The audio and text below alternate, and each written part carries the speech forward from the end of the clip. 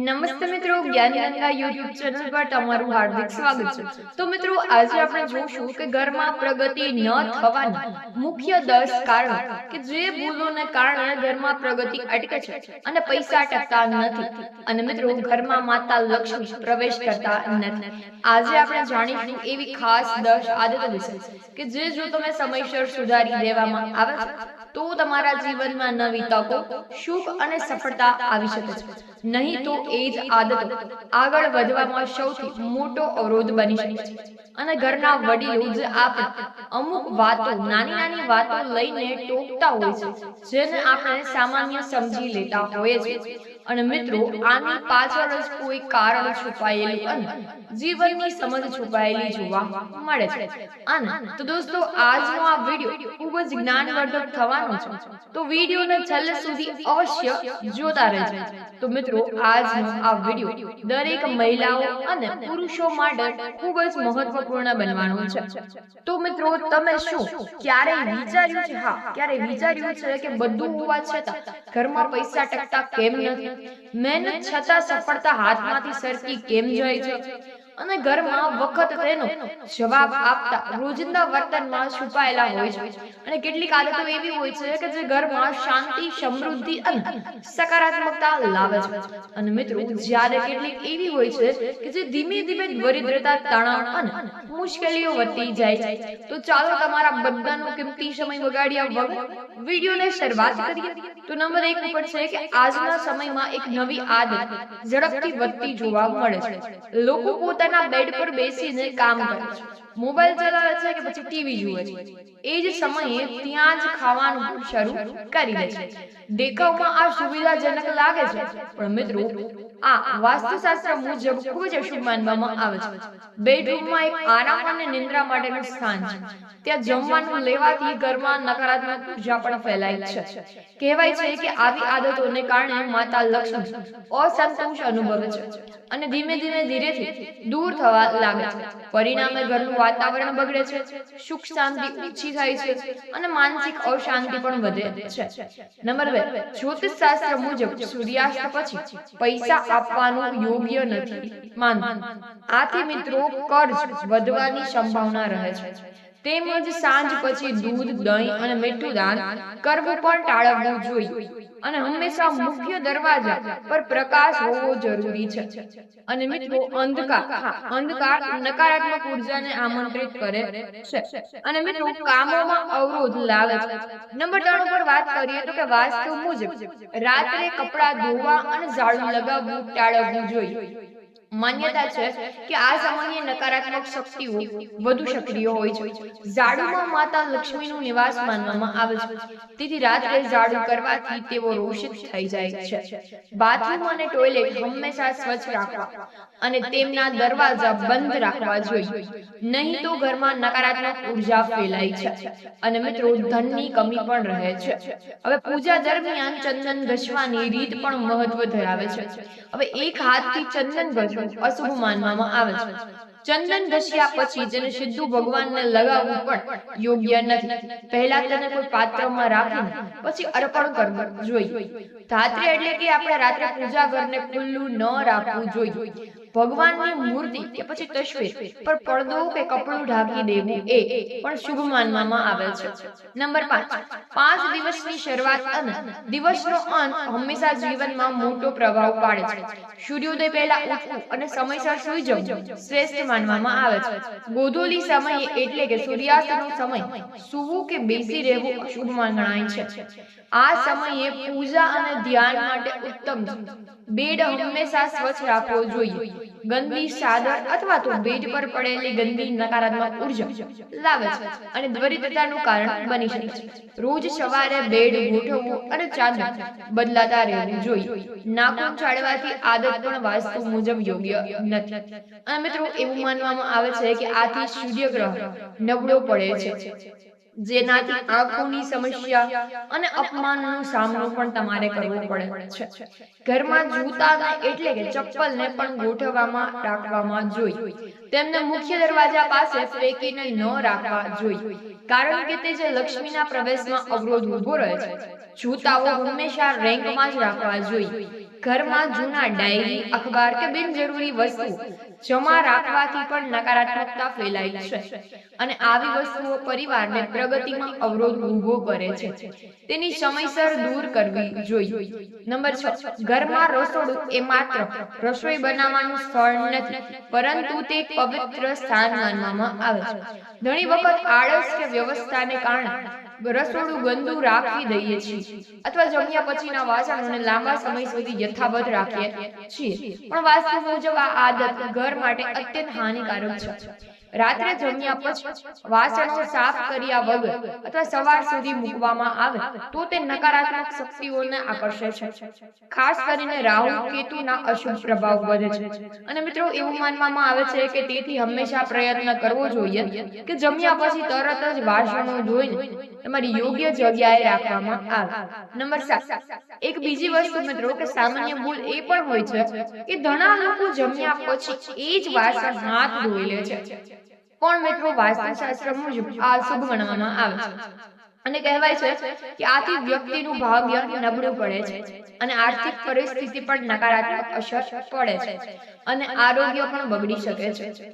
યોગ્ય રીતે એ છે કે જમ્યા પછી વાસણ રસોડામાં મૂકી દેવું અને પછી હાથ ધોવા માટે અલગથી બેસીને બેડરૂમમાં જવું. 8, ઘરમાં ઘડિયાળનું પણ ખાસ મહત્વ છે. હંમેશા ઘડિયાળ ક્યારે બંધ ન હોવી જોઈએ, કારણ કે તે જીવનમાં અટકળો અને નકારાત્મકતાના વિચારો પણ લાવે છે. અને એવું માનવામાં આવે છે કે ખરાબ ઇલેક્ટ્રિક ઉપકરણ, જંગ લાગેલા તાળા વગેરે આ બધી જ વસ્તુ ઘરમાં ન રાખવી જોઈએ. તે તણાવ અને પ્રગતિમાં તમારો અવરોધ ઊભો કરે છે. નંબર 9, ઘરમાં મુખ્ય દરવાજા, પૂજા ઘર અથવા મંદિરનું મહત્વ વિશેષ છે. દરરોજ પૂજા કરવામાં આવે છે કે નહીં, ત્યાં સ્વચ્છતા જાળવવી ખૂબ જ જરૂરી છે. જો પૂજા ઘરમાં ધૂળ કે ગંદકી જમા થાય તો નકારાત્મક ઉર્જાને આમંત્રિત કરે છે અને માનસિક તણાવ વધે છે. નિયમિત પૂજા, જપ અને વ્રતથી જીવનમાં શાંતિ અને સમૃદ્ધિ આવે છે. અને મિત્રો, એવું માનવામાં આવે છે જો આ નિયમોનું પાલન ન થાય તો માતા લક્ષ્મી અસંતુષ્ટ થઈ શકે છે, જેનાથી આર્થિક તંગીનો સામનો કરવો પડે છે. નંબર 10, ઘરમાં રાખેલી તૂટેલી વસ્તુઓ માત્ર વસ્તુઓ નથી, પરંતુ એક અટકેલી ઉર્જાનું પ્રતીક છે. તૂટેલા કાચ, બંધ ઘડિયાળ, તિરાડ, પડેલા વાસણો અથવા તો કામ ન આવતા ઉપકરણ, આ બધું જ તમારા ઘરમાં જીવનમાં અટકાણ અને નિરાશા લાવે છે.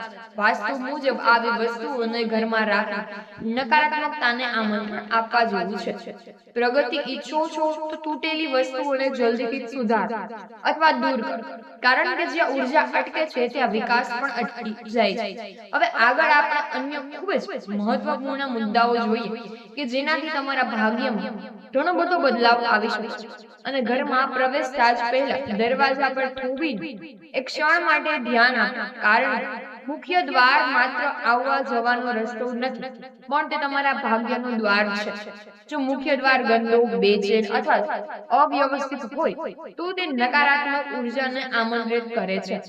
વાસ્તુ મુજબ દરવાજો હંમેશા સ્વચ્છ, પ્રકાશિત અને સુગંધિત હોવો જોઈએ. દરવાજા પાસે ચપ્પલ, જૂતાનો ઢગલો અથવા કચરો હોવો, તે પણ અંધકાર હોય તો તે પણ માતા લક્ષ્મીના પ્રવેશમાં અવરોધ ઊભો કરે છે. જો તમે તમારા જીવનમાં સુખ, સમૃદ્ધિ અથવા પ્રવેશ કરો છો તો તમે સૌથી પહેલા તમારા ઘરના દ્વારને સકારાત્મક સાથે સજ્જ કરો. પાણી એ જીવનનું પ્રતીક છે અને ઘરમાં પાણીનો પ્રવાહ સીધું તમારા ધન અને ભાવનાત્મક સંતુલન સાથે જોડાયેલો છે. જો તમારા ઘરમાં પાણી ટપકતું હોય, લીકેજ હોય અથવા તો નળ બગડેલો હોય તો તે તમે ધીમે ધીમે ધનહાનિનું કારણ પણ બની શકે છે. અને વાસ્તુ મુજબ પાણીનો વ્યય એટલે કે સંપત્તિનો વ્યય, તેથી હંમેશા ઘરમાં ક્યાંય પણ પાણીનો વ્યય ન થવા દેવો જોઈએ. માત્ર પાણી નથી, પરંતુ તમારા ભાગ્યનો પ્રવાહ એટલે કે ઘરમાં સુગંધ, હવા એ અદ્રશ્ય શક્તિઓ છે જે સીધી તમારા મન અને ઉર્જા પર અસર કરે છે. જો ઘર બેસેલું, બંધ અને દૂરયુક્ત હોય તો તે નકારાત્મક વધારાનું મુખ્ય કારણ બને છે. જો સવાર અને સાંજમાં તાજી હવા પ્રવેશવા દો અને બારીઓ ખોલો અને અશક્ય હોય તો અગરબત્તી અથવા ધૂપ પ્રગટાવો સુગંધિત અને ઘર માટે શાંત અને સકારાત્મક ઉર્જા બની શકે છે. ત્યાં સમૃદ્ધિ સહજ રીતે વસે છે અને ઘરમાં બોલતા શબ્દો અને વાતાવરણની ધ્વનિ પણ ઉર્જાને આકાર આપે છે. અને જો ઘરમાં વારંવાર ઝઘડા, ઊંચા અવાજમાં બોલવું કે નકારાત્મક શબ્દો પણ ઉપયોગ થતા હોય તો પણ તે ઘરનું વાતાવરણ ભારે બનાવી દે છે. વાસ્તુ મુજબ શબ્દો પણ ઉર્જા અને સીધા ભાગ્યને અસર કરે છે.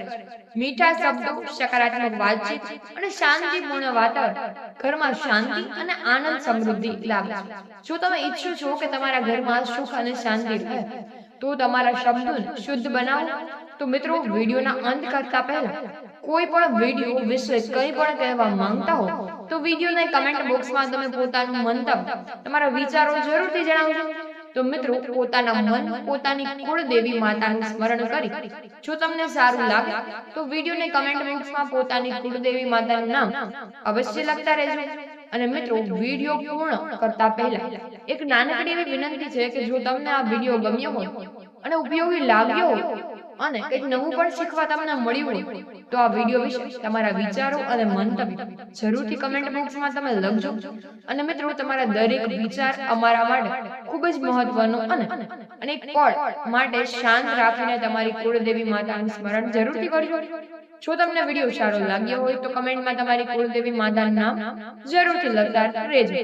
અને છેલ્લે આવી સરસ અને ઉપયોગી માહિતી માટે અમારી આ ચેનલ જ્ઞાન ગંગાને જરૂરથી સબસ્ક્રાઇબ કરવાનું ભૂલતા નહીં.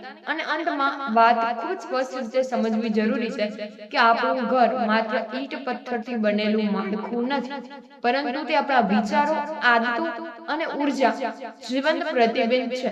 જે આપણે રોજિંદા જીવનમાં જે નાની નાની બાબતો અવગણીએ છીએ, જેમ સ્વચ્છતા, વ્યવસ્થા, સમયનું પાલન, બોલવાના શબ્દો, ખાવા પીવાની રીત, આ બધી જ બાબતો ધીમે ધીમે આપણા ભાગ્યનું સ્વરૂપ નક્કી કરતી હોય છે. સુખ અને સમૃદ્ધિ કોઈ એક દિવસે અચાનક નથી મળતી, પરંતુ તે સતત સારી આદત, સકારાત્મક અને ઉર્જાના સંયમથી જન્મે છે. જો આપણા ઘરને સ્વચ્છ, શાંત અને સકારાત્મક રાખીએ તો તે માત્ર બહારથી સુંદર નહીં લાગે પણ અંદરથી પણ શક્તિ અને શાંતિનો અનુભવ કરાવશે. દરેક ખૂણામાં ગોઠવણ અને દરેક કાર્યમાં નિયમિતતા અને દરેક સંબંધમાં મીઠાશ આ જ સાચી સમૃદ્ધિના આધાર છે. અને માતા લક્ષ્મીનો વાસ ત્યાં જ થાય છે જ્યાં શ્રદ્ધા, સ્વચ્છતા અને સકારાત્મક એક સાથે વસે. વિચાર કરો કે જો ઘરમાં ગંદકી, અવ્યવસ્થા અને નકારાત્મકતા રહેશે તો મન પણ અશાંત રહેશે અને નિર્ણયોમાં સ્પષ્ટતા નહીં. પરંતુ જ્યાં સ્વચ્છતા, શાંતિ રહેશે ત્યાં વિચારો પણ શુદ્ધ રહેશે અને આત્મવિશ્વાસ વધશે અને સફળતા તમારા રસ્તાઓ પોતે જ ખોલી જશે. આ બધું જ કોઈ ચમત્કાર નથી પણ જીવનને સાચી દિશામાં લઈ જતી સરળ અને અસરકારક આદતોનું પરિણામ છે. અંતે જીવનમાં મોટો બદલાવ લાવવા માટે મોટા પગલાં લેવાની જરૂર નથી. નાની નાની સારી આદતો જ સૌથી મોટો ફેરફાર લાવે છે. તો આજ જ નિર્ણય લો કે તમારા ઘરને માત્ર રહેવાની જગ્યા નહીં પરંતુ સકારાત્મક ઉર્જાનું કેન્દ્ર બનાવજો. કારણ કે જ્યારે પણ ઘર બદલાય છે ત્યારે વિચારો બદલાય છે અને જ્યારે વિચાર બદલાય છે ને ત્યારે આખું ઘર, આખું જીવન બદલાઈ જાય છે. તો મિત્રો, અંતે એટલું જ કહીશ. સૌને મારા હર હર મહાદેવ.